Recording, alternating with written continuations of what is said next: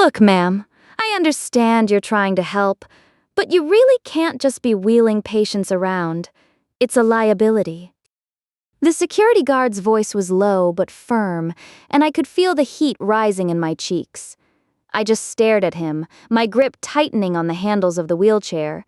In it, a kindly old gentleman, looking utterly bewildered by the sudden confrontation, mumbled an apology. He just needed to get to his appointment, I said, trying to keep my voice steady, and there were no wheelchairs available. You guys said you couldn't help, so I did. The guard sighed, pinching the bridge of his nose. And you got him to the wrong building. Ma'am, you don't work here. Yeah, no kidding.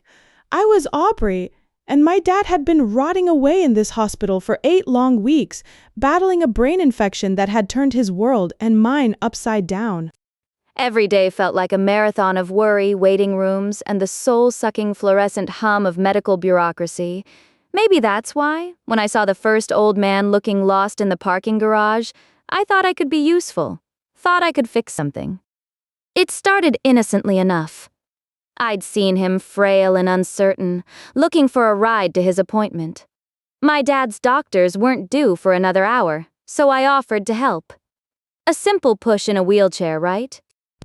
Except the hospital's volunteer wheelchairs were all gone, and security had just shrugged, saying, "Sorry, can't help ya." That's when something in me snapped. 8 weeks of helplessness, watching my dad fight for his life, had left me craving control, craving to do something. So I marched into the lobby, spotted a lone wheelchair, and just took it. Nobody stopped me. I felt like a silent, rebellious hero, wheeling this sweet man through the labyrinthine corridors, chatting away.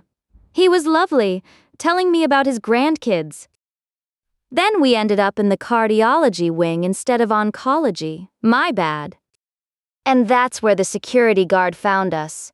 Just as I was explaining to a confused nurse that I'd found him in the parking garage and, no, I didn't work here. The guard flat out refused to push the old gentleman to the correct building. Something about procedure, liability. My eye twitched. Fine, I said, a little too sharply, ignoring the guard's exasperated stare. I'll do it myself, and I did. I maneuvered that chair through another maze of hallways, past more judging glances until I found the right department and left him with a truly relieved nurse. I felt a surge of triumph, a defiant little thrill. Like a renegade angel, just doing good deeds despite the system. I was practically buzzing, flying high on righteous indignation and the sheer absurdity of it all, rushing to catch my dad's doctors. I swear, the universe has a twisted sense of humor. Because no sooner had I stepped into the next parking garage than I saw another elderly gentleman. This one was wrestling with an oxygen tank, a grimace of effort contorting his face. My renegade angel instincts kicked in again. "Sir, can I help you? I can get you a wheelchair." He looked at me, then at the hospital entrance. "Do you have one with a footrest?" he asked, his voice reedy. My smile faltered. I think they're pretty much all the same, standard ones. The hospital doesn't have many out right now, but I can grab one for you." He frowned. "No, I need a footrest. My legs swell. I can't have them dangling." He said it like I, a random stranger in a hoodie, was personally responsible for the hospital's wheelchair inventory. Like I was his personal concierge. My internal superhero deflated faster than a cheap balloon. "Sir, I don't work here. I'm just visiting my dad, and honestly, they were really low on chairs earlier. I don't think there are any with footrests available right now." I tried to sound helpful, but a thread of pure exhaustion was starting to fray my patience. He just huffed. "Well, that's ridiculous. This is a hospital. They should have them. Go find one." I stared at him, feeling my jaw clench. "Sir, I just told you I don't. Just go ask around." He cut me off, waving a dismissive hand. "It's your job to help people, isn't it?" My job? My job?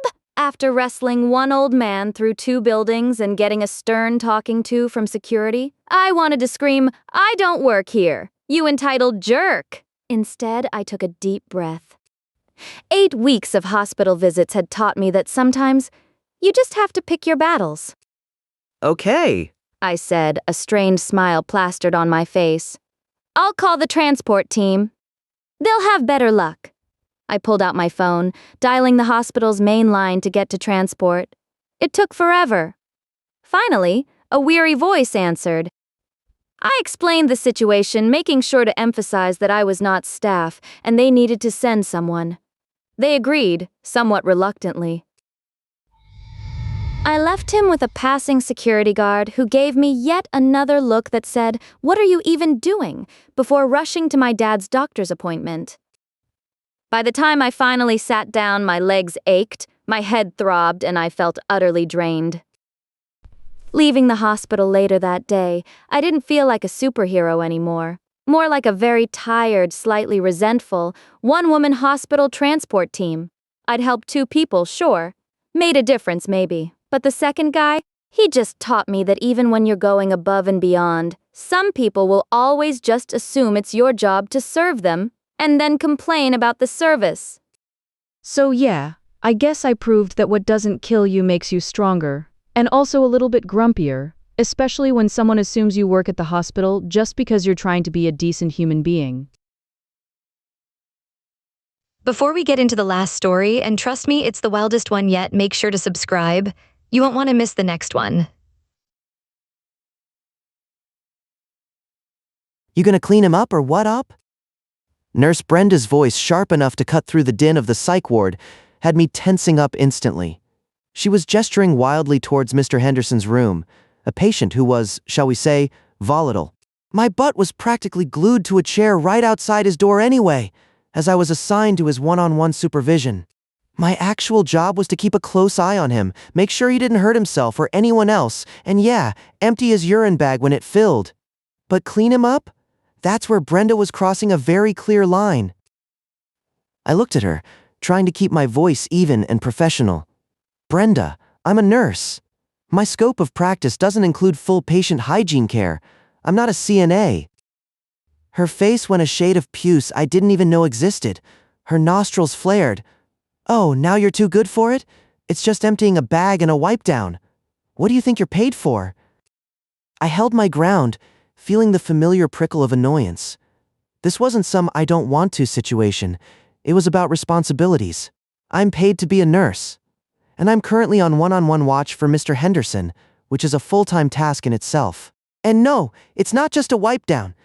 That's a CNA duty, and I'm not certified to do it, nor is it part of my job description for this assignment. That's when she went full Karen. Her eyes narrowed into slits. "Fine. If you're going to refuse to do your job, I'll just get Dr. Evans. We'll see what he has to say about it." She stomped off, practically shaking the hospital foundations with her indignant fury. My stomach did a little flip. I knew I was right, but getting dragged in front of a doctor, especially a busy one like Dr. Evans, always felt like being sent to the principal's office. A few tense minutes later, Brenda was back, practically dragging poor Dr. Evans by the sleeve. He looked utterly exhausted, clearly just wanting to get back to his rounds and not deal with interstaff drama. Brenda, pointing an accusing finger at me, launched into her tirade. "Dr. Evans, nurse up here, is refusing to do her job. She won't clean Mr. Henderson or empty his bag. Says it's beneath her." She made it sound like I'd just declared myself too posh to push a broom. Dr. Evans blinked slowly, looking between us with a tired gaze. "Is that true, Ope?" I took a deep breath, trying to project calm confidence. "Dr. Evans, I'm on one-on-one supervision for Mr. Henderson. My duties include monitoring him and emptying his urine bag when necessary. However, Brenda asked me to perform a full hygiene cleanup, which falls squarely under CNA duties, and I am not certified for that." I explained my scope of practice. Dr. Evans turned to Brenda, a single eyebrow slowly rising. "Brenda, is that what happened?" She stammered, flustered. "Well, she just needs to help out. We're short-staffed." Then, a calm, clear voice cut through the air from behind us. It was Nurse Sarah, a veteran on the floor who'd been listening from her station. Brenda, you know full well OP isn't a CNA. And you've tried to pawn off hygiene duties on pretty much everyone this week. She said it so matter-of-factly, without an ounce of malice, but the implication was devastating. Dr. Evans sighed, rubbing his temples. He looked at Brenda with a gaze that could curdle milk. Brenda, Nurse OP is correctly adhering to her scope of practice. If Mr. Henderson needs a full clean, you need to find a CNA or perform the task yourself, as per your own duties. Do not try to offload your responsibilities onto other nurses, especially when they are already managing a high-risk patient like Mr. Henderson. Now, if you'll excuse me, I have actual patients to see. Brenda's face was beet red. She mumbled something about no help around here and stomped off again, this time presumably to actually do her job. Sarah gave me a small, supportive nod and a knowing wink. I breathed out slowly, the tension finally leaving my shoulders. It felt good to stand my ground, to know that my colleagues and superiors had my back. And you know what? That day, despite the drama, was a good reminder that doing your job, and knowing its limits, is just as important as doing someone else's. Sir, please! She doesn't even work here. The manager's voice was tight with a mixture of fear and apology directed at the enraged old man who was practically vibrating with fury. And the old man, he wasn't having it. Don't you lie to me. I know that nasty face anywhere. She's the one. She needs to be fired. And that's when I finally registered what was happening. This wasn't just some random customer losing their mind. This guy was pointing at me. My brain, which felt like it was running on fumes and the last vestiges of a caffeine crash, struggled to process. I was Jace, and all I'd wanted was a greasy burger and 5 minutes of quiet oblivion after a brutal string of 12-hour shifts. No days off, just grind, grind, grind. I was so exhausted I'd pretty much sleepwalked into this fast food joint, ordered my usual, and found the darkest, most forgotten corner I could find. My head was practically in the fries, honestly. I was just trying to get some damn calories in before I passed out. The commotion had been a distant buzzing in my semi-conscious state, like flies trapped in a jar, but now it was a roar, a spotlight on my already fried nerves. The manager looked at me with wide, panicked eyes, a silent plea for me to, I don't know, evaporate, confirm I was actually a ghost. Sir, I'm telling you, she's a customer. She doesn't work here. She's just trying to eat her meal. The manager tried again, his voice rising in desperation. The old man scoffed, a truly vile sound. Oh, I know you're trying to cover for her. But I saw her, with her attitude. He practically spat the word. You think I'd forget that face? Never. That's when a spark of actual, honest-to-God irritation pierced through my exhaustion. My face? Nasty attitude? Dude, I was barely conscious. The only attitude I had was leave me alone and let me die peacefully in this booth. I slowly, very slowly, lifted my head from my almost burger. My eyes were probably still half closed, but the confusion was rapidly giving way to something a lot hotter. Sir, I croaked, my voice rough from disuse. I have no idea who you think I am, but I don't work here. I've never worked here. The old man's face went from enraged to downright furious. Don't you lie to me, you little brat. You were the one, you turned your back on me. You deserve to be fired. Turned my back on him? What in the actual hell was he talking about? My fatigue-fueled patience snapped. I slammed my half-eaten burger down, the wrapper crinkling loudly in the sudden lull. Dude, I'm just trying to eat. Seriously, get a grip. I don't work here and I don't know you. I finally pushed myself up, my legs feeling like lead. That was apparently the wrong move. You insolent little, he shrieked, his face practically purple. Before I could even blink, a plastic chair from a nearby table went flying, hurled with surprising force. It spun through the air, aimed right for my head. Instinct took over.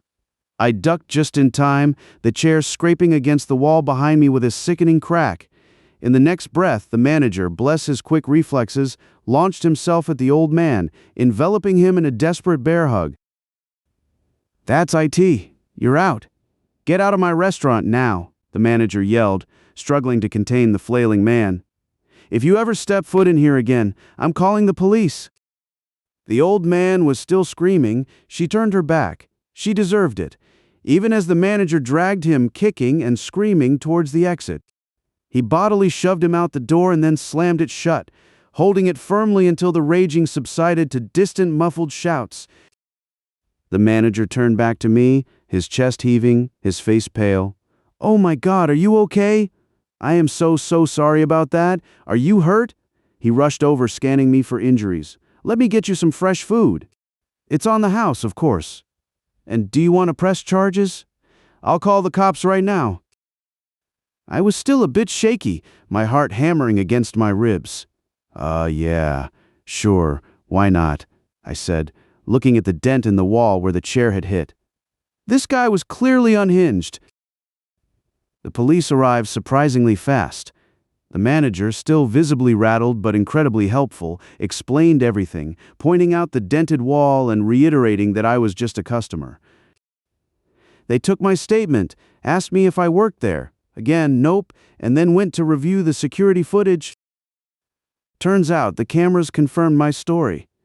The manager had already pulled it up, showing the officers the old man's bizarre accusation, his chair-throwing stunt, and the manager's quick intervention. They got the old man's license plate number and, sure enough, found him still lurking nearby. When they showed me his mugshots for identification, my blood ran cold.